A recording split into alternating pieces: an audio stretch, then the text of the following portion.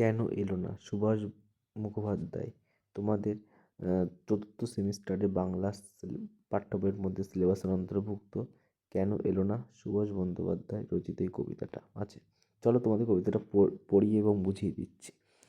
সারাদিন ছেলেটা নেচে নেচে বেরিয়েছে, রাস্তার আলো জ্বলছে কখনো এখনো, কতক্ষণ এখনো। বাবা কেন এলো না মা? বলে গেল মাইনে নিয়ে সকাল সকাল ফিরবে, পুজোর যা কেনাকাটা এই বেলা সেরে ফেলতে হবে। বলে গেল সেই মানুষ এখনো এলো না। কড়ার গায়ে খুন্তিটা আজও বেশি রকম নড়ছে। ফ্যান গালতে গিয়ে পা পুড়ে গেল। জানলার দিকে মুখ করে ছেলেটি বই নিয়ে বসলো মাদুর সামনে, ইতিহাসের পাতা খোলা, ঘড়িতে টিক টিক শব্দ, ঘড়ির শব্দ।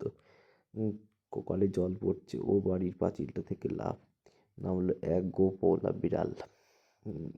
বাপের আদরে মাখা খাওয়া ছেলের মতো হিজিবিজি চক্রগুলো এক গুয়ে অবাধ্য।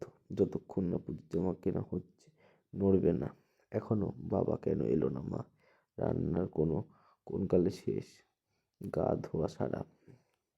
মা এখনো বুনতে বসে। কে বলি ঘর ভুল করছে। খুট করে একটা শব্দ, ছিটকিনি খোলার কে? মামি খোকা গলার দরজা, ছেলেটা দাঁড়িয়ে। এখন রেডিও খবর বলছে মানুষ এখন কেন এলো না, একটু এগিয়ে দেখবেন বলে।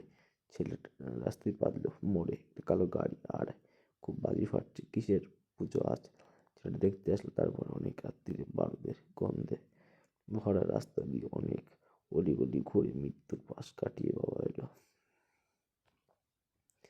মৃত্যুর পাশ কাটিয়ে বাবা এলো। তা কবিতা থেকে কি বুঝলে বলো? একটা ছেলে তার বাবার জন্য ওয়েট করছিল যে তার বাবা কখন আসবে বাড়ি, তার পুজোর জন্য জামা আনবে এনে।